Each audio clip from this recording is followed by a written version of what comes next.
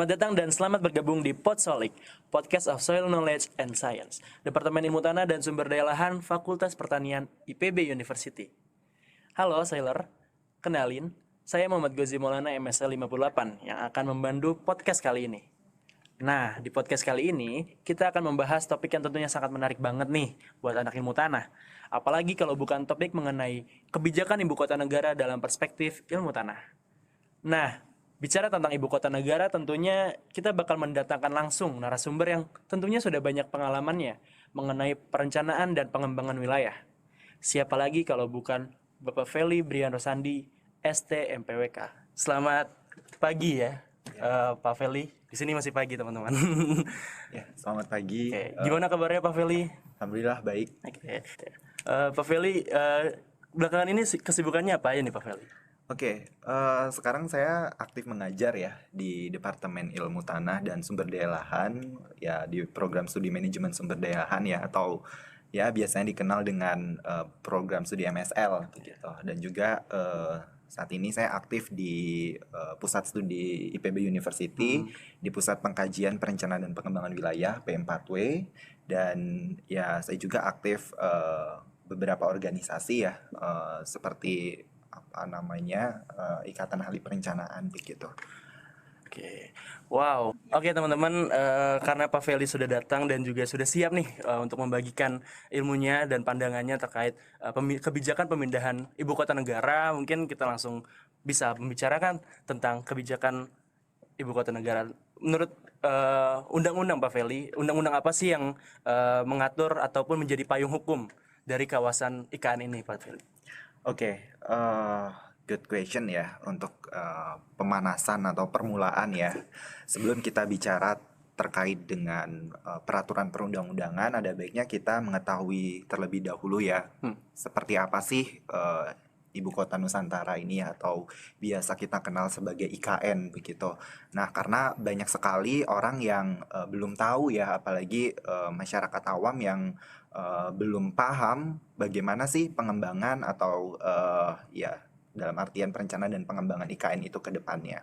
Nah, sebetulnya IKN ini bukanlah produk baru ya, melainkan produk lama yang sebetulnya sudah digagas oleh presiden pertama kita ya, Insinyur Soekarno atau kita kenal sebagai Bung Karno.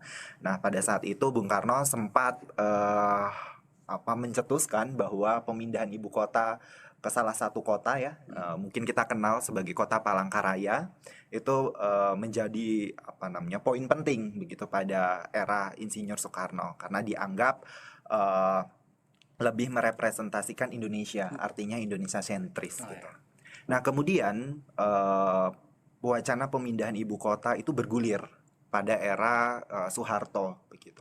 Nah, pada era Soeharto pemindahan ibu kota ini pun mengalami ya dalam artian belum sempat realisasi begitu ya, karena belum menjadi prioritas pada saat itu. Nah, kemudian pada era setelah reformasi, saya kira pada era Presiden Susilo Bambang Yudhoyono atau SBY sempat bergulir juga pemindahan ibu kota, dan saat itu kota yang dijadikan pilihan adalah Jonggol ya. Jadi Jonggol itu kita tahu ya, salah satu kecamatan yang ada di Kabupaten Bogor dan letaknya tidak jauh begitu ya dari ibu kota Jakarta. Nah, pada saat itu SBY memindahkan ibu kota ke Jonggol itu dalam artian ingin memindahkan pusat pemerintahannya, tetapi Jakarta itu di-maintain begitu.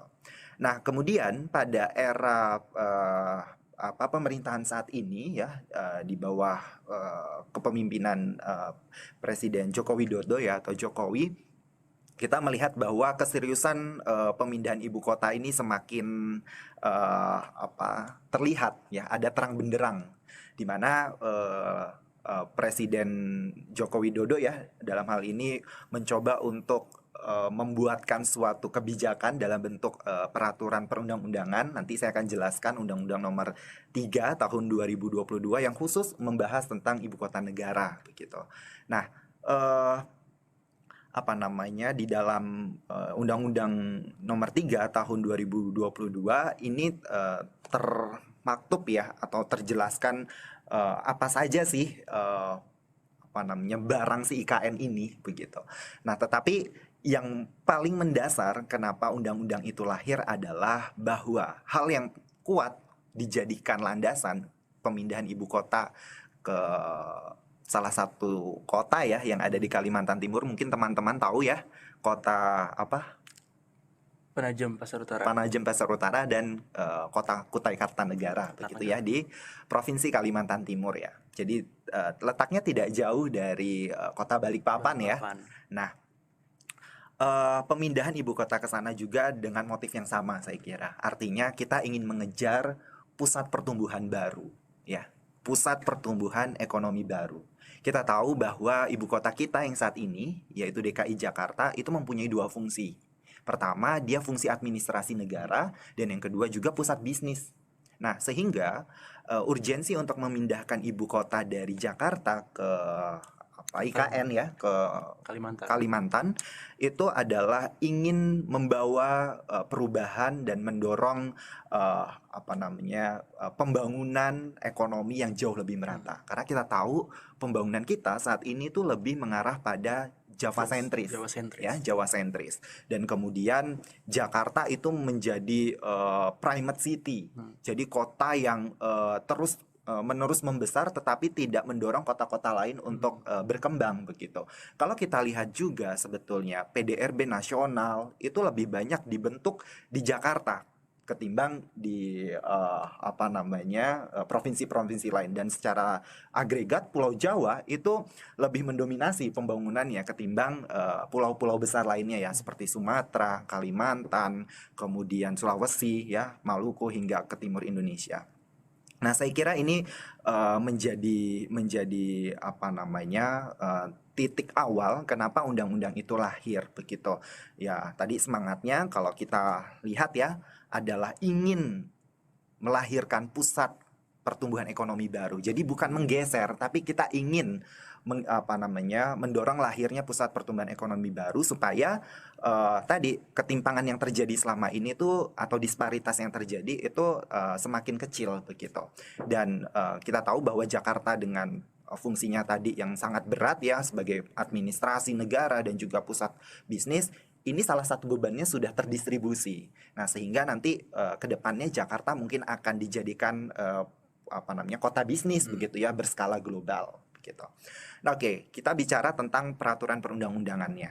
Jadi kalau kita bicara peraturan perundang-undangan ini, undang-undang yang tadi saya sebut atau saya mention itu adalah Undang-Undang Nomor 3 Tahun 2022 itu tentang IKN. Di mana di dalam undang-undang ini itu sebetulnya ada banyak hal yang dibahas ya secara detail, mulai dari IKN itu sendiri apa, kemudian visi dan tujuan pembangunan IKN itu apa, kemudian konsep pengembangan IKN itu nantinya seperti apa. Nah, kemudian juga berkaitan dengan aspek fisik lingkungannya, kemudian sosial, ekonomi dan kebudayaannya, kemudian infrastruktur apa saja yang akan dibangun, kemudian juga secara kelembagaan dan pembiayaan di dalam IKN ini nantinya seperti apa, itu ada di undang-undang tersebut. Nah, secara lebih detail sebetulnya undang-undang yang turunannya ya bisa dalam bentuk peraturan presiden begitu ya, ataupun dalam bentuk peraturan pemerintah, ataupun sekarang kita karena IKN ini sudah ada gitu ya, maka kemarin sudah ditetapkan tuh ada namanya Badan Otorita IKN. Mungkin pernah dengar ya? IKN ya. Jadi Otorita IKN ini adalah badan setara tingkat kementerian yang khusus untuk menangani perencanaan dan pengembangan IKN hingga 2045 mendatang begitu. Nah, tadi itu tentang Undang-Undang Nomor 3 Tahun 2022, di mana turunannya itu ada peraturan pemerintah, ada peraturan presiden, kemudian ada Perka Otorita IKN. Nah, yang pertama itu adalah peraturan pemerintah ya nomor 17 tahun 2022 tentang pendanaan IKN begitu. Nah, di dalam peraturan pemerintah ini itu dijelaskan bagaimana sih nanti pendanaan dalam kaitannya pembangunan IKN ini begitu. Apakah akan menggunakan sepenuhnya APBN? Nah, atau kita nanti bisa dalam bentuk kerjasama pemerintah badan usaha atau KPBU begitu. Nah, kemudian dari undang-undang ini lahir juga peraturan presiden gitu ya untuk menyertai undang-undang ini. Ada Perpres nomor 62 ya tahun 2022 itu tentang rencana induk pengembangan ibu kota Nusantara ya atau IKN, kemudian undang-undang nomor 63 ya tahun 2022 ya itu tentang kepala otorita IKN-nya sendiri, dan kemudian ada undang-undang nomor 64 tahun 2022. Jadi oh maaf, bukan undang-undang tetapi perpres, ya. Jadi mulai dari Perpres nomor 62, 63, 64 dan 65 tahun 2022 itu mengatur tentang bagaimana rencana induknya, kemudian bagaimana badan otorita IKN itu terbentuk, kemudian berbicara tentang bagaimana rencana tata ruang wilayahnya atau RT/RW-nya. Berarti diatur itu ya? Iya, berarti itu diatur. Jadi diatur di dalam Perpres tersebut, dan IKN ini kan menjadi semacam kawasan strategis nasional. Itu juga diatur begitu. Bagaimana nanti pengembangan wilayah wilayah pengembangannya begitu ya. Dan juga nanti diatur juga bagaimana pola ruangnya, kemudian struktur ruangnya begitu. Nah, itu diatur di dalam Perpres tersebut begitu. Dan juga ada Perpres nomor 65 tahun 2022 ya, itu tentang pengelolaan tanah di dalam IKN, dan itu yang sudah disahkan. Nah, bagaimana peraturan-peraturan atau perundang-undangan, regulasi atau kebijakan yang belum diundangkan? Nah, ini sekarang lagi dibahas nih gitu ya. Jadi ada nanti berkaitan dengan RPP ya atau rencana peraturan pemerintah untuk bagaimana kemudahan investasi di IKN, bagaimana proses insentif yang diberikan oleh pemerintah supaya ya IKN ini nanti ke depannya itu sesuai dengan perencanaan. Jadi ada skema-skema yang diberikan insentif begitu supaya IKN ini nanti lebih maju begitu. Nah, itu sih kalau terkait peraturan perundang-undangan. Jadi sangat sudah dipersiapkan ya. Jadi undang-undangnya udah struktur undang-undangnya udah disiapkan dan tinggal direalisasikan, dan bahkan targetnya di tahun ini itu Pak Presiden Jokowi itu udah mulai mengantor. Betul. Di IKN ya. Jadi sudah resmi secara tempat itu Presiden Jokowi udah kerja di sana gitu ya. Nah, tertarik nih tadi kita bahas tentang siapa sih yang memegang otoritas untuk merealisasikan IKN. Nah, yang ingin saya tanyakan sih sebetulnya lebih ke siapa aja sih yang ada di otoritas IKN ini gitu sih, Pak. Oke. Good question ya. Jadi kalau kita tadi berbicara tentang peraturan perundang-undangan, secara otomatis kita akan bicara tentang lembaga negara atau siapa saja sih yang terlibat di dalam perencanaan, pengembangan, bahkan implementasi IKN nanti ke depannya. Kita mulai dari pengkonsepannya terlebih dahulu ya. Jadi kalau kita lihat sebetulnya di level eksekutif ya, artinya eksekutif ini kan presiden dibantu oleh menterinya begitu ya. Menteri pasti menduduki pos-pos kementerian masing-masing, karena ada kementerian PPN ya atau Bappenas, kemudian ada kementerian ATR atau BPN, kementerian PUPR dan lain sebagainya. Nah, saya mulai dari yang mengkonsepkannya terlebih dahulu. Memang ide untuk memindahkan IKN itu dari eksekutif. Nah, sehingga implementasi untuk memindahkannya itu akan turun pada level-level kementerian. Yang pertama itu sudah dapat dipastikan adalah Badan Perencanaan Pembangunan Nasional ya atau Kementerian PPN. Nah, di dalam Kementerian PPN ini ya mereka yang akan terlibat aktif ya di dalam mengkonsepkan bagaimana IKN nanti ke depannya begitu. Kemudian rencana tata ruang IKN ke depannya seperti apa, rencana detailnya seperti apa begitu. Kemudian kawasan mana saja yang akan dikembangkan begitu. Nah, itu dari segi konsep. Nah, dari konsep itu kan nanti akan direalisasikan. Maka saat merealisasikan kan ya dari blueprint kita harus mengimplementasikannya. Misalkan di situ akan dijadikan kawasan permukiman, dijadikan kawasan untuk pusat pemerintahan, atau dijadikan sebagai ruang publik.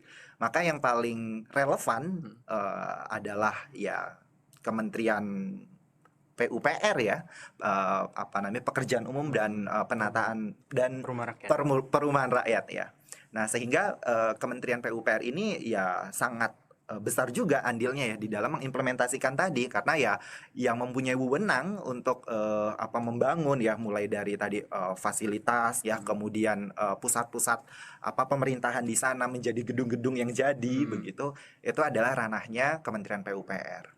Nah, kemudian kalau kita membangun sebuah bangunan ya, membangun sebuah kawasan, kita butuh apa? Lahan. Kita butuh lahan, ya kan? Kita butuh tempatnya. Kita butuh wadahnya adalah lahan itu sendiri. Lahan kan matriks dasarnya adalah tanah, ya, tanah itu sendiri. Nah, sehingga Kementerian ATR atau BPN di sini juga punya peran penting begitu. Jadi saat mengkonsepkan dan saat akan membangun, maka IKN itu kan tadi baru hutan yang belum ada bangunannya. Kita mengkonsepkan dia akan menjadi pusat pemerintahan negara Indonesia yang baru begitu. Nah, sehingga pembebasan akan lahan ya, kemudian kajian-kajian nanti ini akan berkaitan juga nih dengan Kementerian KLHK ya kan, karena kan hutan nih gitu kan, berkaitan dengan ekologi begitu. Nah, sehingga KLHK dan juga Kementerian ATR BPN ini berperan penting di dalam mengintegrasikan ya bagaimana keserasian antara pembangunan yang digagas ya, pusat pemerintahan yang baru yang nantinya akan ada banyak gedung-gedung tinggi, itu harus serasi dengan lingkungan sekitarnya yang asri begitu, yang masih dominan adalah kawasan hutan. Nah, sehingga kalau kita lihat menilik lebih dalam, sebetulnya gagasan IKN ini kalau kita buka kembali Undang-Undang Nomor 3 tahun 2022, itu konsepnya adalah Forest City. Forest City. Jadi 75%-nya adalah kawasan hijau gitu. Nah, jadi ini yang saya kira penting ya kementerian-kementerian tadi, dan saya kira ada beberapa tambahan ya seperti Kementerian Dalam Negeri ya, itu untuk mengurusi bagaimana menyerasikan antara peraturan di daerah dengan peraturan yang ada di tingkat nasional, karena kita kan akan memindahkan ibu kota negara, administrasi negara, artinya ada masyarakat setempat yang kita coba untuk konsolidasikan begitu. Nah, jadi membawa suatu konsep itu tidak serta-merta langsung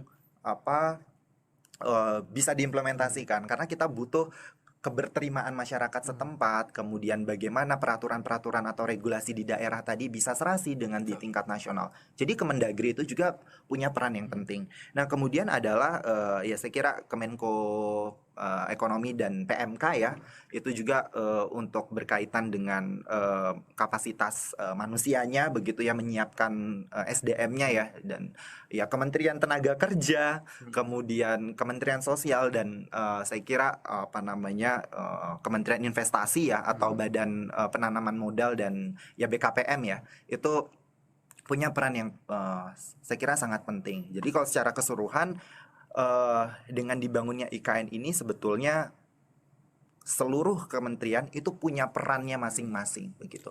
Menyiapkan dari yang fisiknya seperti apa, sosial, ekonomi dan budayanya ini juga seperti apa, kemudian infrastrukturnya, kemudian kelembagaan dan pembiayaannya. Berarti banyak banget ya lembaga-lembaga setingkat menteri, bahkan presiden juga turut andil untuk merencanakan eksekusi dari IKN ini sendiri. Tadi menarik Pak terkait perencanaan dari IKN ini mengusung konsep Forest City, apalagi kalau misalkan di ilmu tanah juga konservasi tanah dan airnya juga masuk ke konsep Sponge City kalau nggak salah, saya pernah baca gitu. Nah, mungkin menarik buat di breakdown nih Pak, apa sih konsep Forest City itu, atau bisa dielaborasi lebih jauh? Ya, oke. Saya akan coba menjelaskan ya secara detail bahwa konsep Forest City ini adalah tadi konsep yang mengusung kota yang berkesinambungan dengan lingkungan alam sekitar. Artinya kota yang berada di tengah hutan begitu ya, Forest City. Tetapi tadi tidak, dalam tanda kutip, Forest City kan artinya kota hutan, sehingga yang dominan adalah ya hutannya atau kawasan hijaunya begitu. Nah, jadi kota itu tetap dibangun, kemudian tetap ada kegiatan atau aktivitas ekonomi, manusia juga bisa berkegiatan, tetapi kegiatannya tadi didukung dengan konsep-konsep keseimbangan alam gitu ya. Jadi ya saya kira visi IKN itu sebagai kota berkelanjutan kelas global ya atau kelas dunia itu menjadi penting karena ya konsep Forest City ini tadi itu apa namanya ingin menunjukkan bahwa IKN itu secara sumber daya itu mampu dikelola secara efisien. Kota yang mampu menyediakan pilihan transportasi publik yang begitu beragam. Artinya yang dibangun adalah mass transportation. Nah, kemudian juga pengelolaan limbah, pengelolaan sampah itu di-maintain atau dikelola secara berkelanjutan. Kemudian juga kita bicara tentang bagaimana adaptasi ya, kemudian inovasi, pemanfaatan teknologi pintar itu juga akan diterapkan di IKN. Jadi Forest City tadi adalah kemajuan kota yang dibalut atau diseimbangkan dengan konsep nature gitu ya, alam. Jadi kita membayangkan bahwa kota ini tuh akan menjadi kota pintar, maju begitu, secara ekonominya dia tidak lagi berdasar pada ekonomi linier atau ekonomi yang kalau kita gunakan itu sekali pakai saja gitu. Tapi konsep IKN ini nanti adalah konsep kota sustainability yang mengangkat tema sirkularitas atau sirkular ekonomi gitu. Jadi sifatnya adalah mendaur ulang. Nah, begitu. Dan saya kira ini sangat pas ya dengan topologi dari negara kita, begitu kan. Negara kita kan kayak akan sumber daya biodiversity-nya begitu, sehingga akan sangat cocok ya jika kita mengembangkan kota yang tadi menyeimbangkan dengan ekologi sekitarnya begitu. Ya, betul sekali ya teman-teman. Jadi di kabar terbaru juga kalau dari sisi kependudukan juga yang saya baca itu dibatasi ya Pak. Betul. Ya. Jadi ada 2 juta kalau nggak salah di IKN. 1,9. 1,9. Di IKN ini hanya dibatasi untuk 1,9 penduduk. Jadi untuk mengatasi kepadatan juga termasuk ya Pak. Ya, jadi gini, mungkin secara lebih detail, IKN ini tadi jangan pernah membayangkan akan dibangun langsung jadi, ya. Jadi IKN ini akan dibangun secara bertahap. Tahapannya ada panjang ya, ada 3 tahap. Yang pertama itu kita akan membangun terlebih dahulu namanya kawasan inti pusat pemerintahan atau biasanya dikenal sebagai KIPP. Nah, jadi inti pusat pemerintahan itu adalah ya lingkungan pemerintahan gitu. Ada istana negara, ada gedung kementerian, ada perumahan-perumahan ASN begitu. Seluas 6.000 hektar. Ya kurang lebih 6.000 hektar. Nah, itu akan dibangun terlebih dulu itu. Kemudian tahap selanjutnya nanti akan dibangun kawasan ibu kota, kawasan inti pengembangan kawasan pengembangan ibu kota Nusantara atau KPIKN yang luasnya kurang lebih itu sekitar 50.000 hektar. Nah, jadi kalau kita bayangkan itu dari pusat pemerintahannya yang 6.000 hektar itu kawasan yang mengelilingi pusat pemerintahan itu adalah kawasan pengembangannya begitu ya, kawasan pengembangan ibu kota Nusantara. Nah, yang luasnya tadi 50.000 hektar itu adalah ya untuk menyangga kegiatan-kegiatan di intinya tadi, di inti pemerintahan. Mungkin di situ akan dibangun pusat perdagangan ya, kemudian juga permukiman-permukiman untuk penduduk yang datang nantinya begitu ya. Kemudian ya saya kira kawasan-kawasan yang mendukung dari kegiatan pemerintahan itu tadi. Kemudian itu baru yang kedua. Kemudian yang ketiga tadi kawasan inti pengembangan ibu kota Nusantara itu diperluas menjadi kurang lebih 2.000 hektar. 200.000 hektar. Wow. Jadi kalau kita bandingkan itu kayak seperti bulatan ya. Yang pertama, bulatan pertama ring di dalam itu untuk kawasan inti pusat pemerintahan. Kemudian ada bulatan yang di luar yang mengelilingi kawasan inti pusat pemerintahan, itu adalah kawasan inti ibu kota Nusantara ya. Kemudian luarnya lagi yang ring ketiganya itu adalah pengembangannya. Jadi dikembangkan secara bertahap. Nah, selain daratan, sebetulnya IKN ini juga dikembangkan juga kawasan perairan.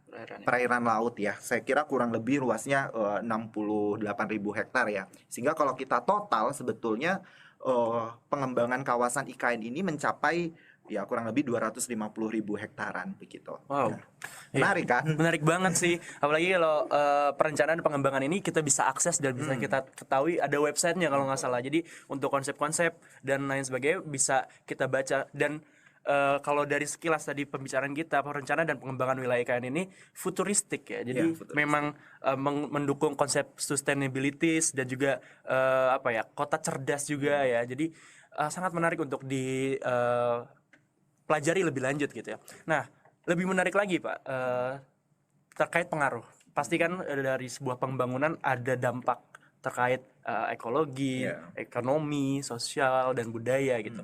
Nah, pengaruh pemindahan ibu kota negara dari Jakarta ke IKN itu dampaknya apa aja sih terhadap aspek-aspek tersebut? Ya, oke. Berbicara soal pengaruh ya atau dampak dari pemindahan IKN atau ibu kota Nusantara dari Jakarta ke Kalimantan itu tentunya memberikan dinamik pengaruh atau impact baik dari aspek sosial budaya dan ekonomi maupun aspek lainnya. Nah, kita bisa pahami bahwa pengaruh yang ditimbulkan tadi bisa bersifat positif, ada yang bersifat negatif. Nah, kemudian positif negatif ini kita breakdown lagi. Ada yang berimpact positif untuk Jakarta dan juga ada yang bersifat negatif untuk Jakarta. Dan demikian untuk yang IKN, ada yang bersifat positif dan juga negatifnya. Nah, saya kira untuk yang aspek atau dinamika sosial ekonomi dan budaya untuk Jakarta sendiri ya, setelah ibu kota statusnya sebagai ibu kota pindah ya, artinya kan administrasi negara nggak lagi nih di Jakarta. Yang pertama adalah positifnya itu saya kira bisa terjadinya diversifikasi ekonomi.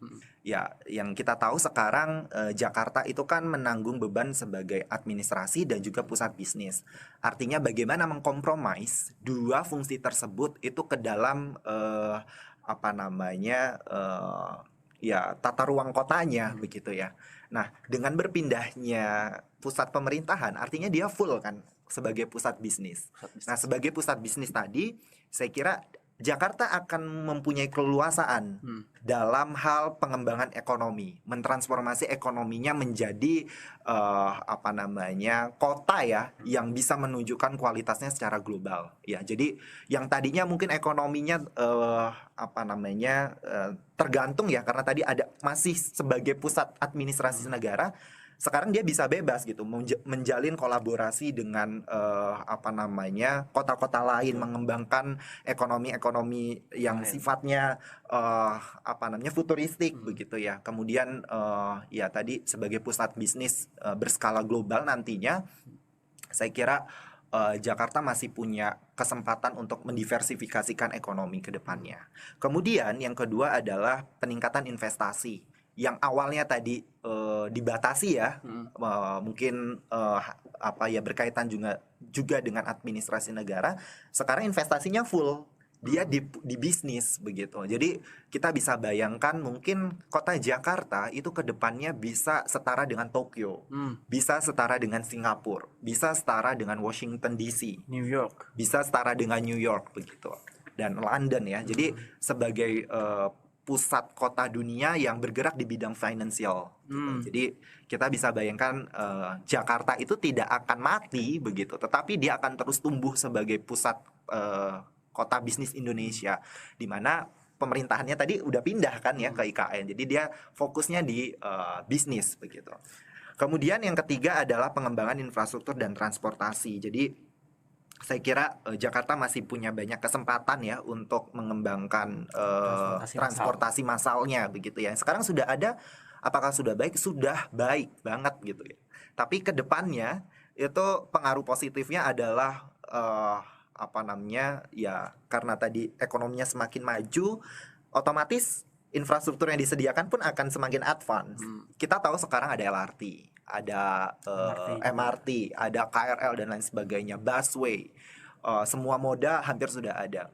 Tidak mungkin, tidak menutup kemungkinan ke depannya itu Jakarta ya punya transportasi terbaru begitu ya, yang mengusung konsep transportasi massal dan sifatnya berkelanjutan ya, sustainable itu tadi. Nah, kemudian secara dinamika sosial saya kira masyarakatnya di sana pun akan jauh lebih meningkatkan kualitas hidupnya. Kalau kita tahu kan sekarang karena punya dua fungsi tadi, Jakarta tuh penuh, padat ya. Jadi kita bisa bayangkan hidup di Jakarta itu adalah semacam membuat kita tuh makin stres gitu ya. Betul. Nah, dengan adanya pembagian ini mungkin akan bisa terurai tadi ya.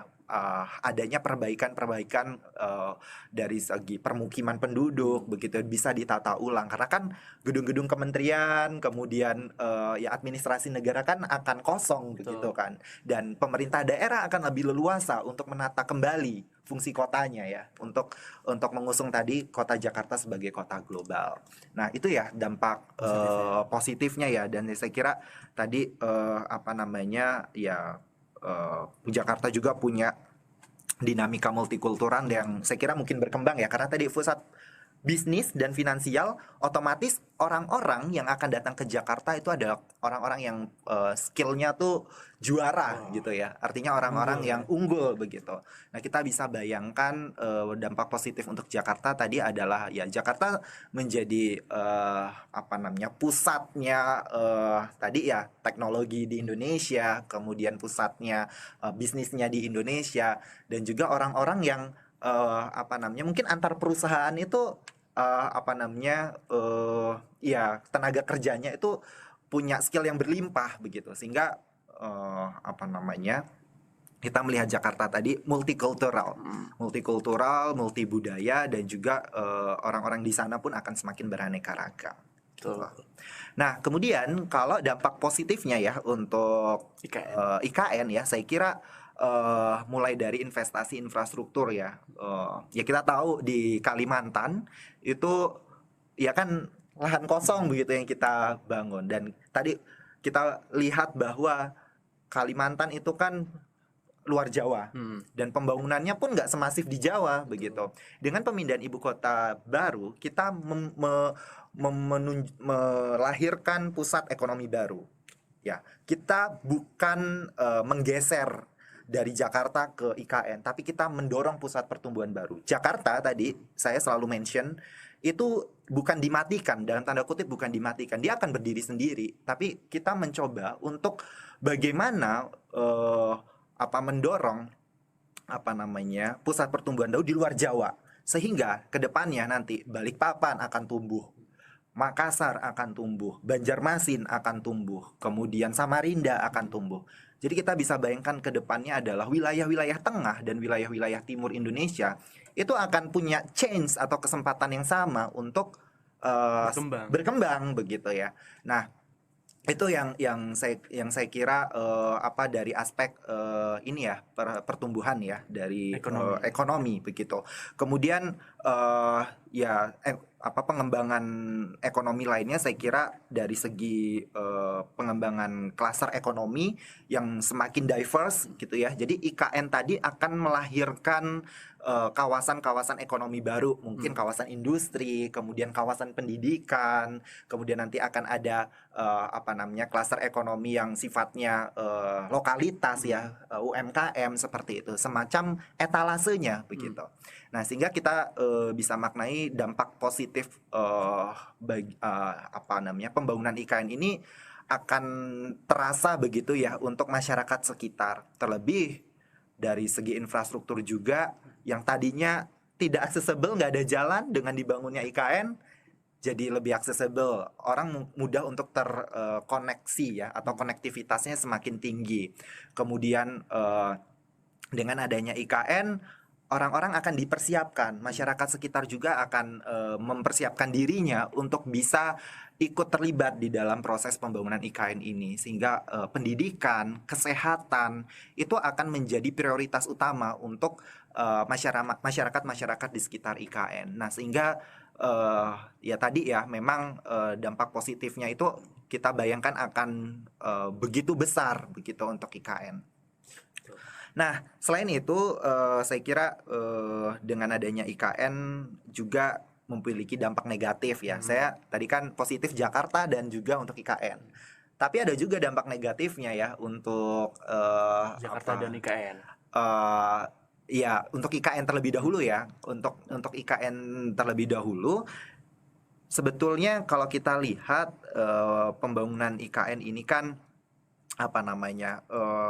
Ya membutuhkan biaya yang begitu besar. Ya, kita bukan sedang memindahkan pemerintahan yang hanya simsalabim abrakadabra pindah nih ke Kalimantan begitu kan. Tapi ada aspek biaya atau anggaran yang begitu besar. Kalau kita misalkan mencurahkan begitu banyak APBN untuk membangun ibu kota di Kalimantan, kemungkinan besar kita akan mengalami inflasi begitu ya. Nah, sehingga bagaimana sih pendanaan yang cukup begitu kan? Itu menjadi question mark-nya. Nah, sehingga dampak negatifnya kalau itu tidak di-maintain atau tidak dirumuskan secara baik, maka akan memperbesar penganggaran APBN begitu ya. Karena memang APBN yang sudah digunakan untuk pembangunan IKN saat ini sudah mencapai 500 triliun. Itu besar banget. Kalau seluruhnya ditanggung sama APBN, ya saya kira kita ya akan mengalahkan sektor-sektor lain begitu. Sektor-sektor lain tidak akan menjadi prioritas begitu ya. Nah, sehingga kita harus menemukan skema yang pas. Nah, kemudian kalau IKN ini jadi dan maksudnya dikebut ya dalam waktu dekat, kalau tidak disiapkan dengan skema KPBU tadi, kerjasama pemerintah badan usaha atau dalam bentuk konsorsium, itu artinya penganggarannya tuh berat di negara, sehingga memang skema yang dibangun harus kerjasama begitu ya. Nah, dampak negatif yang kedua adalah ya saya kira dari segi bea cukai dan logistik. Ya. Kalau di awal-awal pasti IKN ini akan memperberat ya dan memperbesar juga biaya cukai dan memperbesar biaya logistik, terlebih kan baru begitu ya. Jadi yang tadinya tuh berpusatnya di Jakarta, di Tanjung Priok ya, skala peti kemas, kemudian yang sifatnya tadi ya perdagangan yang berkaitan dengan fungsi-fungsi pemerintahan, itu ya sebagian akan pindah ke IKN juga ya, walaupun tidak full ya sebagai pusat pemerintahan, tapi akan ada kawasan-kawasan ekonomi baru kan di sana. Akan ada real estate, akan ada apartemen, akan ada mall juga begitu kan di kawasan pengembangan IKN atau di kawasan luar dari inti pemerintahan itu sendiri. Nah, sehingga adalah yang memperberat biaya adalah ya kesananya, logistiknya begitu. Dan kalau misalkan ada biaya bea cukai itu menjadi lebih besar begitu ya. Nah, kemudian juga berkaitan dengan ketergantungan ekonomi ya. Jadi kalau kita lihat kan karena dia dibangun dengan dana publik ya yang saat ini APBN, maka saya khawatirnya adalah IKN ini karena kan tadi sebagai pusat pemerintahan, administrasi negara, maka secara operasional ke depannya kalau tidak dikerjasamakan sebagai KPBU ya, itu akan berdampak pada tekanan atau pembebanan di APBN begitu, karena ya pemerintah juga perlu membayar lain ya, gaji ASN ya, secara pendidikan, kesehatan dan lain sebagainya. Itu tidak bisa terus-menerus dibebankan kepada APBN. Nah, kemudian saya kira juga berkaitan dengan migrasi. Migrasi penduduk yang datang ke sana itu kan akan menggeser peluang masyarakat sekitar untuk bisa kompetitif di masyarakat lokalnya. Sehingga yang perlu diwaspadai ya adalah bagaimana memaintain eh, pendatang baru tadi itu bisa selaras dengan penduduk lokal atau penduduk asli setempat. Karena kalau tidak, dampak negatifnya adalah lagi-lagi penduduk lokalnya akan tergeser oleh penduduk atau pendatang baru begitu. Karena ya ASN yang akan diberangkatkan ke sana itu kan dari kota ya, dari Jakarta begitu ya, dari kementerian-kementerian pindah ke sana. Nah, itu keserasian atau menyambungkan budaya setempat dengan budaya yang kita bawa ya, artinya yang orang misalkan mau pindah dari Jawa ke sana, dari Pulau Jawa ke sana, itu harus seimbang gitu. Kalau enggak ya tadi begitu ya, akan terjadi konflik sosial ya, akan terjadi lagi kesenjangan sosial. Betul. Nah, saya kira itu ya, dan barangkali juga berkaitan dengan ketegangan budaya ya kalau tidak serasi. Nah, itu untuk IKN begitu. Nah, satu lagi dampak negatifnya ya tadi ya untuk Jakarta begitu ya. Ya saya kira ada banyak hal ya kalau berkaitan dengan ekonomi, sosial dan juga budaya. Saya ya tadi hampir-hampir sama ya. Kalau untuk Jakarta itu pertama adalah ya investasi di bidang administrasi negara yang tadinya di Jakarta ya, itu akan menurun karena kan administrasinya pindah ke IKN. Jadi yang ada di Jakarta ya sekarang fullnya hanya untuk bisnis ya, investasi di bidang bisnis saja begitu. Kemudian mungkin motif properti, motif pengembang itu kan biasanya pertamanya tuh diawali oleh adanya aktivitas baru, ya kan? Makanya Jakarta berkembang tuh karena ada Sinarmas, ada Agung Podomoro, ada Agung Sedayu Group, ya kan? Jadi ada banyak tuh properti, pengembang properti yang ikut andil ya di dalam membangun Jakarta ya dan kawasan sekitarnya. Nah, sehingga saya kira dengan ini berpindah begitu, ya tadi penurunan nilai aset dan properti di Jakarta tidak bisa dihindari begitu. Itu negatifnya. Jadi akan ada spekulasi baru orang untuk membeli aset atau properti itu di IKN. Karena IKN tadi lebih maju, lebih berkelanjutan, lebih ya tadi ya lebih efisien dan lain sebagainya. Jadi Jakarta akan kehilangan itu gitu ya. Jadi nilai aset atau propertinya mungkin akan turun begitu. Nah, kemudian ya saya kira karena ini nggak tahu positif atau negatif ya. Karena dia berpindah, otomatis saya kira Jakarta tadi akan mulai terurai. Yang tadinya penduduknya padat, karena ya ada pemindahan tadi, orang mungkin akan sebagian orang akan berpikir untuk pindah ke IKN begitu. Nah, sehingga ini menjadi pertanyaan, apakah penduduk yang mulai berkurang itu menunjukkan hal negatif atau positif? Tapi saya kira ini ada dampak positifnya ya pengurangan ini, tapi ada juga dampak negatifnya. Kalau migrasinya itu orang-orang yang punya skill yang bagus, yang unggul gitu, itu ya Jakarta akan kehilangan gitu ya. Nah, tetapi kalau misalkan yang terurai ada yang migrasi yang keluar dari Jakarta itu adalah para migran ya, yang tadinya belum punya tempat tinggal tetap, belum punya pekerjaan, itu malah memiliki dampak positif. Jadi Jakarta tadi jauh lebih baik dari segi penataan kotanya, kemudian lebih mudah juga untuk mengurus lingkungannya begitu ya. Nah, saya kira demikian sih. Ya, menarik sih, apalagi kalau misalkan tadi dari aspek budayanya pasti mengalami banyak pergeseran ya. Pergeseran. Apalagi untuk di IKN sendiri, masyarakat lokalnya pasti akan kedatangan pendatang dari kota yang mungkin budayanya tadi disebutkan ketegangan budaya ya, ketegangan yang kita budaya di sana itu berbeda dengan budaya-budaya orang-orang di kota maupun di Pulau Jawa itu sendiri gitu. Apalagi di ekonomi dan sosial, apalagi sosial tadi saya sebagai orang Jakarta memang merasakan Pak kepadatannya yang benar, stres terkait misalnya jam pulang kerja, rush hour itu sangat macet, dan apalagi bukan cuma di jalan protokol, di KRL pun itu sangat membludak ya, jadi ngantri penuh-penuhan dan desak-desakan itu meningkatkan stres. Jadi dari rutinitas sosial itu sangat monoton, pagi kerja, sore pulang, malam tidur gitu, dan begitu sampai weekdays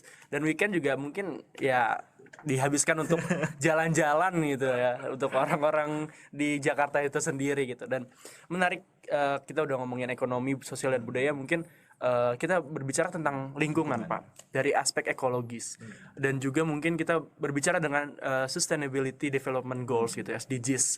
Apakah dengan berpindahnya IKN ini itu berdampak dari segi ekologisnya, dan apakah kita bisa mencapai SDGs dengan memindahkan IKN? Iya, oke. Menarik ya ini untuk kita bahas ya berkaitan dengan dinamika lingkungan dan juga sumber daya. Ya, tadi kita sekilas bicara tentang ekonomi, sosial, dan budaya. Lingkungan itu juga punya hal yang sama. Jadi ada dampak positif dan juga dampak negatif. Tapi saya kira khusus untuk Jakarta itu apa namanya, secara lingkungan justru nggak ada dampak negatif karena kan pindah ya. Iya. Nah, jadi dampak positifnya untuk Jakarta dalam kaitannya pemindahan IKN ke Kalimantan adalah beban lingkungannya berkurang ya. Yang tadinya karena penduduknya banyak, karena masyarakatnya semua bertempat tinggal dan bermukim di Jakarta ya, artinya urbanisasi ke Jakarta itu tinggi ya, artinya urbanisasi penduduknya tinggi, akan menggerus kawasan ruang terbuka hijau ya kan. Tetapi apa namanya, dengan berpindahnya saya kira ini ya ibu kota, Jakarta akan mengalami perbaikan ya dari segi kualitas lingkungan, mulai dari apa ya, kita lihat pencemaran ya, baik air ya, ataupun udara, ataupun suara begitu ya, kita anggaplah sebagai polusi begitu ya. Kalau kita lihat apa teman-teman ya, mungkin yang ada di podcast ini begitu ya, ada nih baru-baru ini tren kalau pas COVID langitnya cerah. Tapi saat setelah COVID kok jadi berkabut lagi nih gitu kan. Jadi inilah yang menjadi apa namanya, semacam apa ya, gambaran yang mudah dipahami oleh teman-teman semua ya, bahwa dengan berpindahnya IKN ya dari Jakarta ke Kalimantan, beban lingkungannya akan berkurang. Jadi kita bayangkan ke depannya Jakarta tadi polusi udara, polusi air, polusi tanah, polusi suara juga ya. Itu akan berkurang ya, karena tadi ada yang dipindahkan begitu kegiatannya. Kemudian adalah pemulihan lingkungan ya. Jadi dengan berpindahnya ibu kota, Jakarta akan mulai memaintain, dan mungkin kita bisa lihat ya kalau di bagian utara Jakarta ya, itu kan terjadi semacam penurunan muka air laut begitu. Nah, sehingga kita perlu apa namanya, memaknai bahwa kalau itu pindah, pemerintah kota itu memaintain.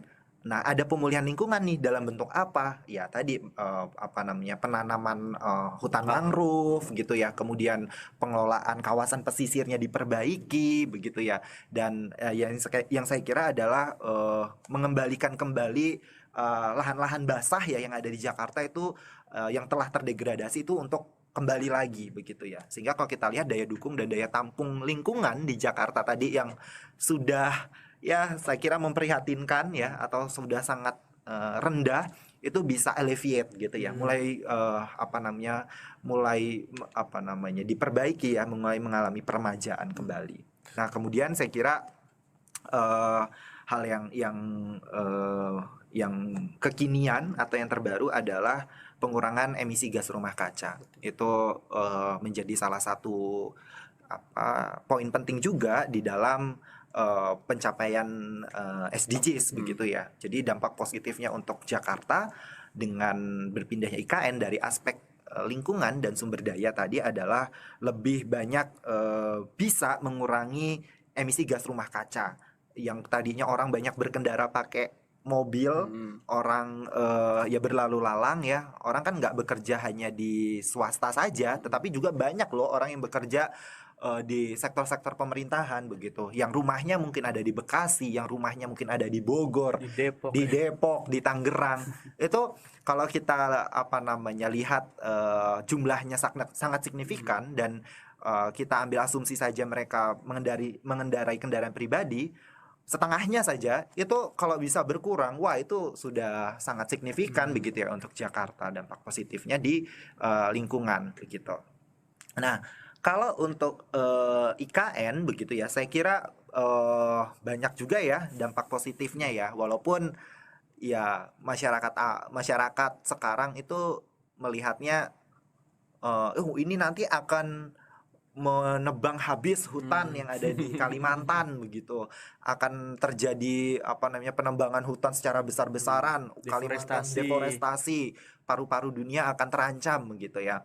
Nah, tapi kita harus kembali ingat bahwa IKN ini kan tadi dibangunnya dengan mengusung konsep Forest City begitu ya. Jadi kita tidak ugal-ugalan, tidak asal-asalan dalam mengembangkan IKN. Itu apa namanya, bukan hal yang tiba-tiba ada simsalabim, dan itu udah sejarah panjang gitu ya. Dan saya kira dampak positif yang ada justru lebih banyak ketimbang dampak negatifnya ya. Mulai dari pemulihan lingkungan juga ya. Artinya yang ada saat ini mungkin pengelolaan lingkungannya masih belum mendapat perhatian, apalagi ya artinya belum ada misalkan skema yang melihat bagaimana sih kita bisa mentaksasikan ekonomi dari suatu jasa lingkungan.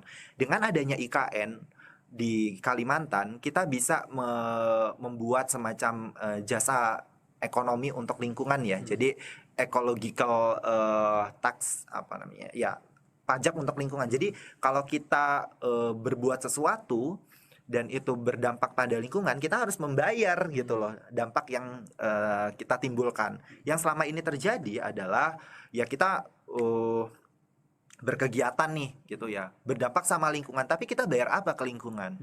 Nggak ada gitu. Kita selalu melihat ekonomi itu adalah dengan menominalkan uang dengan apa yang kita terima gitu, yang manfaatnya untuk kita. Nah, tetapi kita tidak pernah menyadari bahwa lingkungan itu juga berdampak gitu ya. Nah, sehingga dengan adanya IKN itu akan lebih memaintain atau memulihkan lingkungan-lingkungan yang ada di Kalimantan ya, yang sempat mungkin tidak diperhatikan, itu menjadi lebih apa namanya diolah begitu ya, dikelola. Nah, kemudian apa saya kira juga pengelolaan air ya dan lahan basah di sana juga jauh lebih baik, karena bukan tidak mungkin di Kalimantan juga terjadi deforestasi sebelum IKN ini terjadi begitu. Jadi apa namanya, isu-isu berkaitan dengan penebangan hutan, deforestasi, kemudian illegal logging ya dan lain sebagainya, itu bukan saat IKN ini akan dibangun, tapi sebelum itu sudah menjadi ada gitu. Nah, sehingga kita bisa lihat dengan adanya IKN itu akan mencoba untuk memaintain dan meminimumkan tadi, mengawasi juga gitu kan. Karena tadi kita yang akan konsep IKN yang dibangun kan Forest City, bukan kita akan membangun kota seperti Jakarta yang fully bangunan ya, atau build up begitu ya, enggak gitu. Jadi bisa dipahami bahwa pembangunan yang mengangkat Forest City tadi justru kita akan ikut dalam menyelamatkan lingkungan gitu ya. Ya, menarik sih, apalagi kalau misalkan kita ngomongin SDGs gitu ya, lebih ke following up question sih Pak, kayak apakah kan salah satu agenda SDGs itu adalah ekonomi yang layak dan juga pertumbuhan. Dan apakah dengan IKN ini berpindah, apakah akan mendorong pertumbuhan ekonomi di wilayah-wilayah lain, bahkan di pulau-pulau lain gitu Pak? Iya. Saya kira yang perlu kita pahami adalah kita itu sebagai negara tidak bisa terlepas dari tujuan pembangunan dunia ya. Jadi dunia ini punya kesepakatan untuk menuju pembangunan yang lebih merata, lebih inklusif, dan lebih berkelanjutan. Nah, sehingga kita terikat dalam perjanjian internasional dengan mengusung konsep tadi SDGs ya, Sustainable Development Goals, atau tujuan pembangunan berkelanjutan. Kalau kita lihat itu ada berapa tuh poinnya kalau di SDGs? Ada 17 ya. 17 ya? Oke, 17 poin. Nah, setiap kegiatan yang kita lakukan untuk membangun IKN tadi itu bisa kita rekognisi ke dalam masing-masing poin SDGs. Ya, yang pertama yaitu pengurangan kemiskinan. Itu SDGs nomor 1 ya, saya kira. Poverty. Nah, poverty alleviation.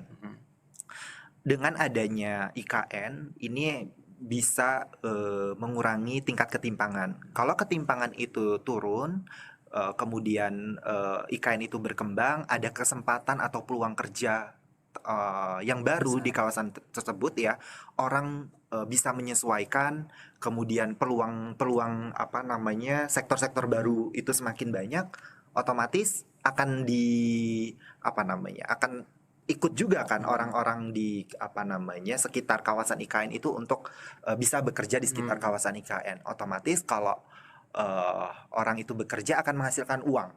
Kalau kita menghasilkan uang, kita bawa pulang uangnya, kita bisa belanjakan. Kalau misalkan dia sudah berkeluarga, bisa untuk memenuhi kebutuhan sehari-hari, anak dan istri dan lain sebagainya. Sehingga secara bertahap itu akan meningkatkan apa namanya pendapatan. Kalau pendapatan itu meningkat, ya pasti taraf hidup meningkat dan ya tingkat kemiskinan pun akan turun begitu. Nah, itu yang pertama. Kemudian yang kedua itu adalah poin kesehatan dan kesejahteraan. Dan itu direkognisi ke SDGs nomor 3 ya. Jadi kesehatan dan kesejahteraan. Karena ya adanya IKN saya kira peningkatan dari segi fasilitas pendidikan, kesehatan, ekonomi itu menjadi prioritas ya. Jadi akan dibangun rumah sakit berstandar internasional, orang bisa akses ke rumah sakit tersebut dan orang-orang sekitar IKN itu juga bisa menikmati ya fasilitas itu.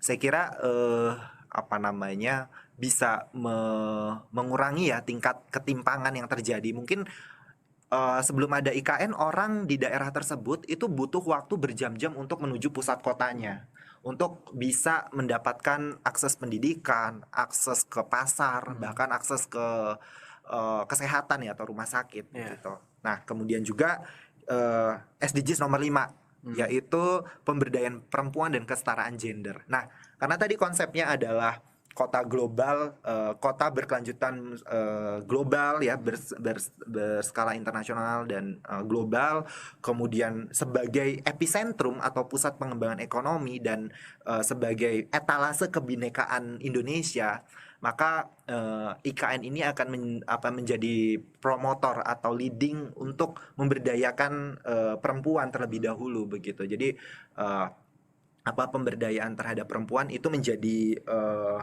penting ya karena tadi memberikan akses yang sama antara laki-laki dengan perempuan untuk mendapatkan pekerjaan dan juga inklusivitas dan ini berkaitan dengan tidak ada orang yang tidak mendapatkan peluang kerja ya di IKN dan juga kesetaraan gender begitu ya karena tadi bicaranya inklusivitas dan di IKN ini kan karena tadi sudah didesain sebagai kota yang hanya berpenduduk 1,9 juta maka sebetulnya IKN ini juga itu diproporsikan 50 20 30. Jadi 50% penduduknya itu didesain untuk pendatang baru.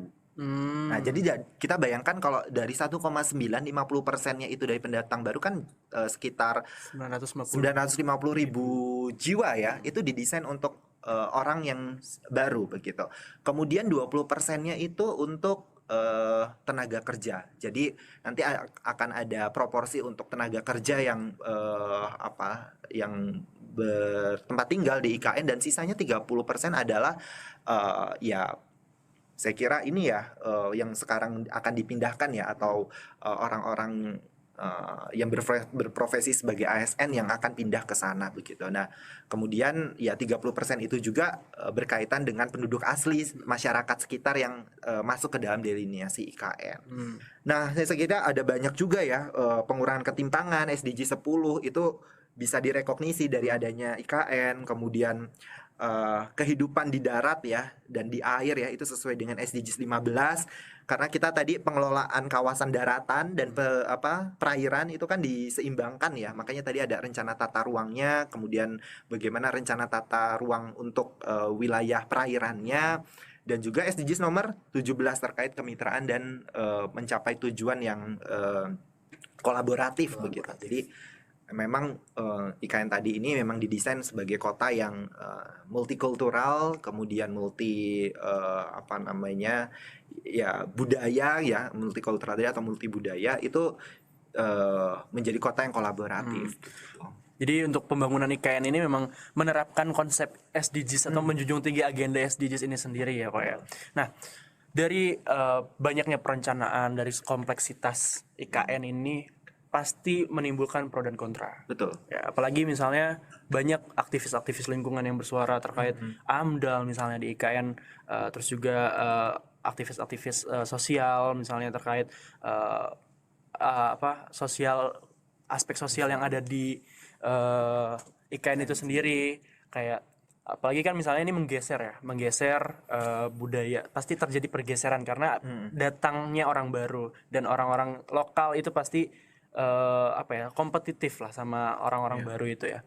Nah, bagaimana kita bisa menyikapi pro dan kontra ini Pak sebagai mahasiswa ilmu tanah tentunya? Ya, jadi yang saya lihat sebetulnya ini akan berkaitan juga dengan ini ya, pro kontra masyarakat dengan ya mahasiswa juga ya, mungkin kan karena mendapatkan sumber referensi dari berita ya, media sosial ya, atau misalkan dari surat-surat kabar begitu ya. Terkadang memang ada yang pro dan ada yang kontra. Itu selalu seperti itu begitu. Karena memang di dalam pembangunan itu ya tidak semua masyarakat itu akan pro begitu, dan tidak semuanya juga kontra begitu. Multidimensional dan tergantung perspektif begitu ya. Tapi kalau saya bisa lihat sebetulnya kenapa pembangunan IKN ini banyak kontranya begitu. Yang pertama itu dilihat dari segi pembiayaan. Karena yang dibutuhkan itu kan besar ya dalam membangun IKN. Nah, saya bicara perspektif umum dulu ya, baru nanti kita lebih spesifik lagi begitu ya. Dari biaya yang sangat besar. Artinya pembangunan IKN tadi kalau misalkan hanya ditekankan pada APBN itu nggak cukup begitu. Dan APBN tadi kan ada proporsinya, 20% untuk pendidikan, sisanya untuk apa-apa dan lain sebagainya. Kalau IKN ini mengambil proporsi yang begitu besar, saya kira tadi akan mengalahkan kepentingan atau sektor-sektor lainnya begitu. Nah, ini yang dianggap masyarakat kontra begitu. Karena APBN kita bukan hanya untuk membangun IKN saja begitu, tapi ujung-ujungnya utang. Ya ada yang ini ya, seperti itu. Jadi ini ujung-ujungnya nanti utang lagi akan membebankan negara lagi begitu ya. Ya, tapi saya kira itu yang berkaitan dengan pembiayaan. Kemudian adalah yang kedua itu kontranya adalah karena ketidakpastian politik.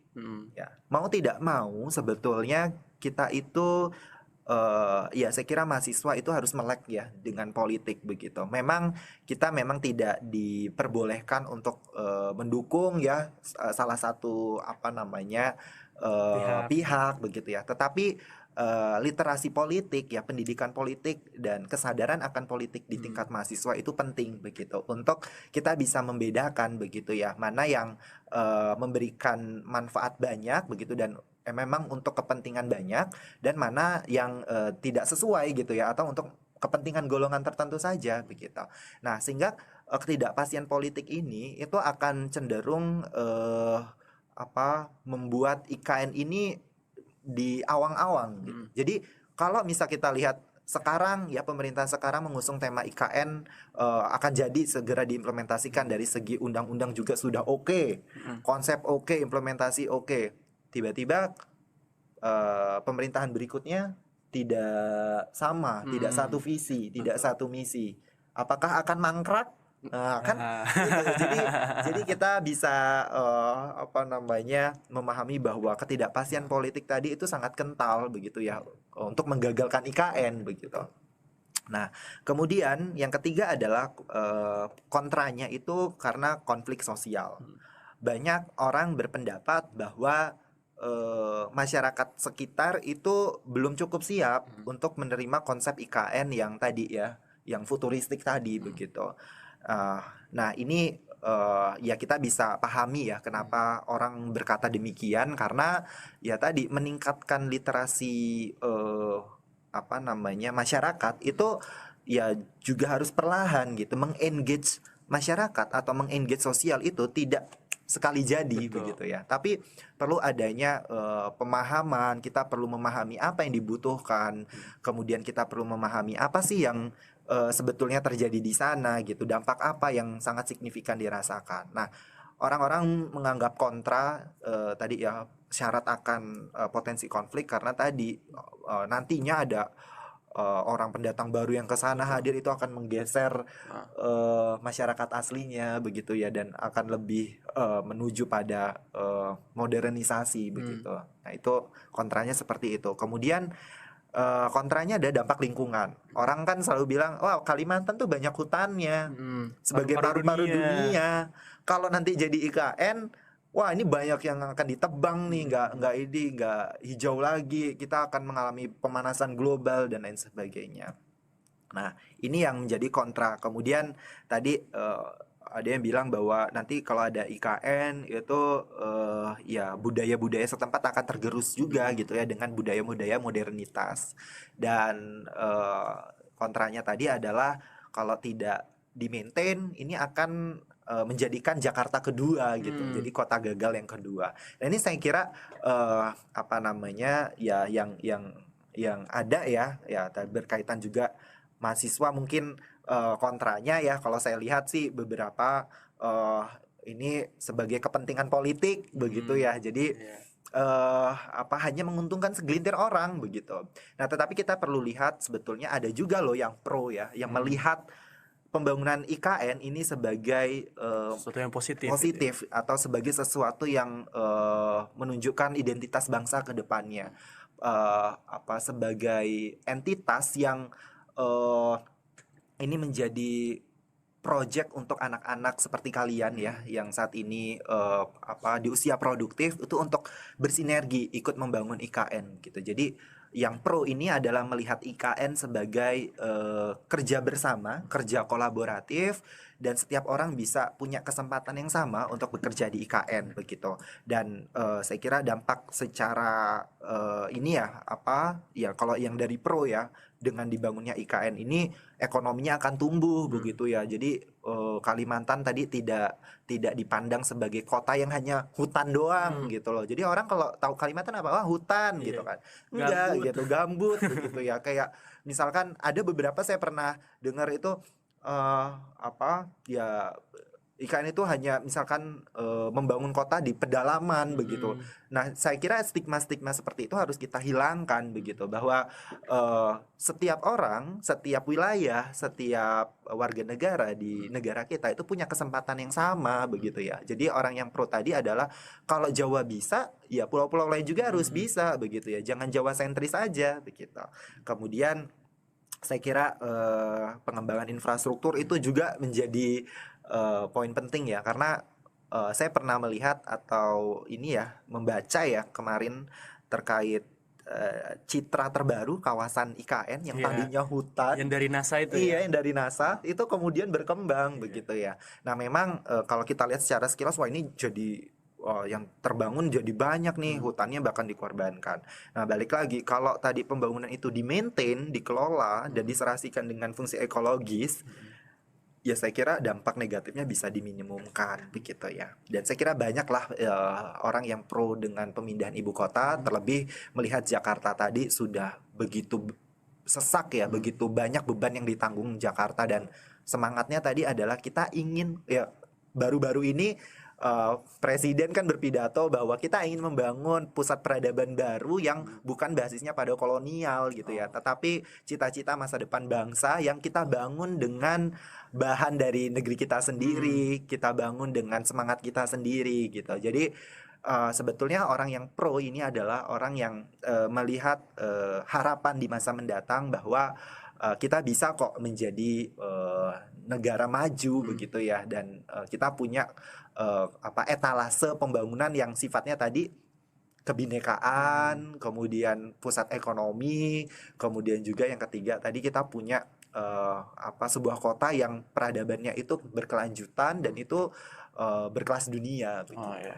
Ya betul sekali. Jadi untuk yang pro tentu ya, kayak tadi yang Pak Presiden sampaikan bahwa kita mau menunjukkan jati diri karena penetapan Jakarta sebagai ibu kota adalah basisnya adalah historical. Misalnya dari Belanda menetapkan ibu kotanya di Batavia waktu itu, dan sehingga Jakarta menjadi pusat perdagangan, pusat pemerintahannya Belanda. Jadi banyak orang-orang yang unggul di sana, kayak orang-orang pemuda yang ada di Jakarta itu mengupayakan kemerdekaan, sehingga Jakarta adalah tempat proklamasi. Jadi banyak sejarah historikal yang dipengaruhi oleh keberadaan Belanda pada saat itu, sehingga mungkin Presiden Jokowi itu berpikiran bahwa kita harus menunjukkan yang memang historicalnya kita banget gitu kan. Dan tentu menarik misalnya ngomongin pro dan kontra, misalnya ya terkait tadi perpindahan imigrasi.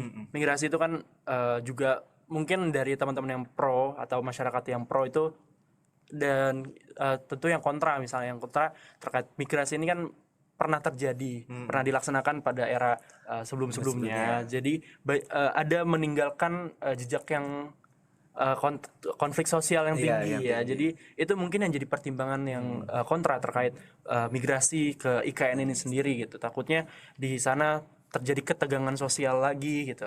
Dan ya itu mungkin yang perlu menjadi catatan penting bagi kita untuk menyelenggarakan atau mengeksekusi IKN ini gitu.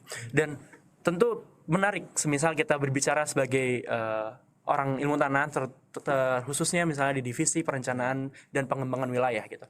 Gimana sih kita memandang IKN ini dari perspektif perencanaan dan pengembangan wilayah? Ya, jadi saya kira ya ini akan berkaitan ya dengan keilmuan manajemen sumber daya lahan, itu yang pertama. Terlebih di dalam manajemen sumber daya lahan kita ada divisi perencanaan pengembangan wilayah atau dikenal Bangwil begitu ya. Jadi kalau saya lihat sebetulnya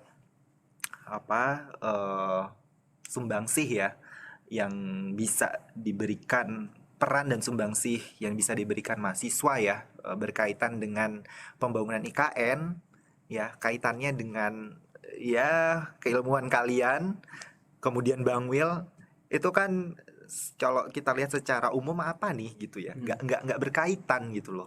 Kayak kalian pasti juga akan bingung kalau ditanyain apa sih ini. Saya ilmunya ilmu tanah begitu ya. Tapi saya juga bicara soal Bangwil gitu atau perencanaan. Tapi di sisi lain saya juga belajar tentang yang tadi ya, yang mikro-mikro yang konservasi tanah dan air gitu ya. Kemudian fisik lahan, kemudian juga bicara tentang yang makronya juga tuh ada penginderaan jauh, kemudian ada perencanaan pengembangan wilayah itu sendiri. Nah, ini yang perlu kita luruskan begitu. Program studi manajemen sumber daya lahan ini sebetulnya adalah ya program studi yang saya kira holistik.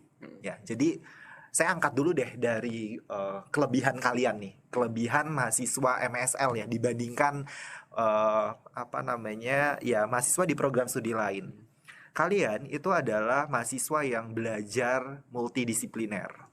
Kalian itu bisa mengetahui bagaimana mengelola sumber daya alam. Kalian belajar tentang tata kelola ekologi. Kalian juga belajar tentang bagaimana menginterpretasikan sebuah citra menjadi peta begitu ya. Kemudian juga merencanakan dalam lingkup spasial, kaitannya spasial atau keruangan. Itu menurut saya adalah keilmuan yang holistik begitu. Nah, itu tidak boleh jadi itu tidak dimiliki oleh mahasiswa lain yang mungkin hanya belajar misalkan ya saya tidak mendiskreditkan ya, tapi di sini keunggulan mahasiswa MSL begitu ya dibandingkan mahasiswa lain adalah mahasiswa MSL tadi itu holistik, kemudian punya ciri khas berpikir kritis, analitik gitu ya, dan pada pemecahan langsung gitu. Karena kalian basisnya adalah praktis. Langsung turun ke lapang. Jadi kalian tahu apa sih permasalahan yang ada begitu ya. Jadi tidak hanya dibekali oleh teori, tetapi juga kalian dibekali oleh praktik-praktik lapang. Jadi proyek-proyek yang kalian ikuti di dalam perkuliahan ya, itu langsung mengetahui di lapangannya itu seperti apa begitu. Nah, kemudian saya bahas ini ya, umum dulu ya tadi keunggulan kalian itu berkaitan juga dengan bagaimana punya sense yang kuat terhadap kehidupan ini sendiri begitu. Jadi kalau kita bayangkan kalian itu bicara dari yang kecil banget sampai yang benar-benar besar, dan itu memaknai sebuah hidup, saya kira ya. Jadi hidup itu mulai dari yang awal sampai yang akhir begitu. Kalian juga memaknai gitu, dari yang kecil, dari hal-hal mikroskopis mungkin ya di bawah permukaan tanah sampai ke level citra satelit, atmosfer begitu kan, itu sangat jauh. Nah, tapi itulah yang menjadi kelebihan kalian jadi lebih holistik, lebih komprehensif dalam memandang sesuatu gitu. Oh, ini dipengaruhi apa ya kira-kira? Oh, dipengaruhi ini begitu. Oh, tetapi saya juga bisa lihat dari keruangannya seperti apa, tapi saya juga bisa nih memetakannya. Nah, kalau saya lihat dari divisi perencanaan pengembangan wilayah itu, kenapa ada di MSL, itu adalah kalian itu punya semacam sense untuk memahami perencanaan tuh dari aspek fisik dan lingkungan. Jadi perencanaan itu bukan hanya menyoal tentang ekonominya harus maju, bukan menyoal tentang infrastrukturnya harus maju, bukan menyoal tentang bentuk tata ruangnya seperti apa, struktur ruangnya seperti apa, tetapi juga aspek fisik dan lingkungan. Dan itulah kelebihan mahasiswa MSL. Dia lebih fokus pada bagaimana merencanakan aspek fisik dan lingkungannya itu sendiri begitu. Oh ya, benar banget. Selama saya juga sebagai mahasiswa ilmu tanah ya, bersemester, pada akhirnya saya menyadari bahwa memang keilmuan ilmu tanah dan sumber daya lahan ini adalah ilmu yang holistik, jadi menyeluruh. Kita belajar dari bawah tanah, dari batuan mineral, dari tanahnya, dari tanamannya, bahkan sampai ke iklim, dan di atmosfer ada satelit gitu. Juga kita mempelajari tentang sains teknologi, juga sains sosial. Jadi cukup kompleks dan holistik, dan ini adalah sesuatu keunggulan bagi mahasiswa tanah dalam memandang ibu kota negara yang baru ini gitu. Nah, kita masuk ke pertanyaan terakhir, Pak. Lebih sebagai mahasiswa ilmu tanah, kita prospek di IKN itu apa, dan bagaimana kita bisa berperan dalam IKN ini? Oke. Ya, saya kira ini hilir ya dari kita membahas terkait perencanaan dan pengembangan IKN ke depannya. Tentunya ya berkaitan dengan kita ya sebagai program studi MSL, dan ya saya kira kalian ya teman-teman semua mahasiswa begitu, bagaimana bisa terlibat atau berpartisipasi dalam pengembangan IKN, khususnya ini untuk mahasiswa MSL ya, manajemen sumber daya lahan. Nah, ini prospeknya sangat besar begitu. Kita melihat dari yang awal saja begitu ya. IKN itu juga nanti akan ada kawasan pertanian berkelanjutan. Itu udah inline dengan bidang kalian gitu ya. Kalian di Fakultas Pertanian dan di Departemen Ilmu Tanah dan Sumber Daya Lahan, prodinya manajemen sumber daya lahan begitu. Nah, sehingga kalian punya engagement langsung ya dengan pengembangan IKN tadi, sesuai dengan kompetensi kalian begitu. Karena tadi kalian bisa memberikan kontribusi langsung ya, kalian bisa memahami langsung bagaimana pengembangan kawasan pertanian berkelanjutan di IKN itu sendiri. Kemudian kalian juga punya prospek sebagai seorang perencana ruang yang kaitannya tadi pada aspek fisik dan lahan, fisik dan lingkungan, fisik dan sumber daya. Kelebihan kalian tadi adalah kalian detail begitu ya. Jadi perencanaan tadi yang ada aspek ekonomi, ada aspek infrastruktur, sosial budaya.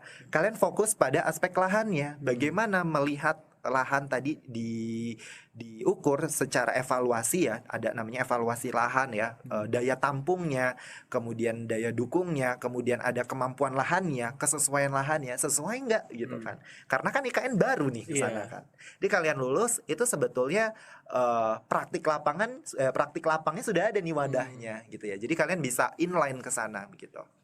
Nah, kemudian juga saya kira pengelolaan ini ya, tanah dan air begitu, karena ya suatu barang yang baru ya, suatu barang yang baru dibangun ya, artinya ini konsep yang langsung diimplementasikan, karena secara konsep kan IKN tadi sudah lama tapi implementasinya baru saat ini begitu.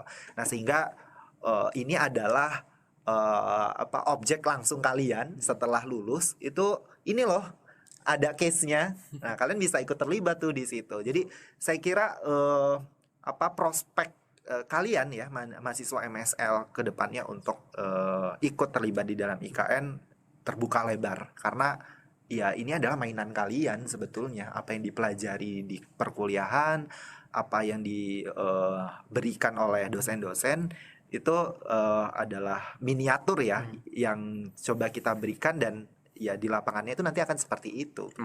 Ya, jadi prospek dari mahasiswa manajemen sumber daya alam ini sangat luas ya di IKN ini. Tentu ini adalah tempatnya kita untuk berkontribusi dan berperan dalam mewujudkan ibu kota negara yang sustain, yang ideal dan futuristik, dan tentu untuk mempersiapkan masa depan kita sendiri gitu ya. Jadi untuk IKN ini oke lah, buat ilmu tanah ya. Oke. Pak Feli, untuk podcast kali ini mungkin kita sudah bisa selesaikan, karena banyak sekali insight-insight baru yang bisa kita bagikan kepada teman-teman penonton di rumah yang sedang menonton Podsolik. Mungkin itu aja Pak yang bisa kita sampaikan. Kita bisa akhiri. Saya ucapkan banyak terima kasih kepada Pak Feli yang udah menyempatkan waktu buat hadir di Podsolik edisi kali ini, membahas tentang kebijakan ibu kota negara dalam perspektif ilmu tanah. Teman-teman sekalian, jangan lupa like, comment, and subscribe, dan juga share ke teman-teman kalian. Terima kasih. Dadah.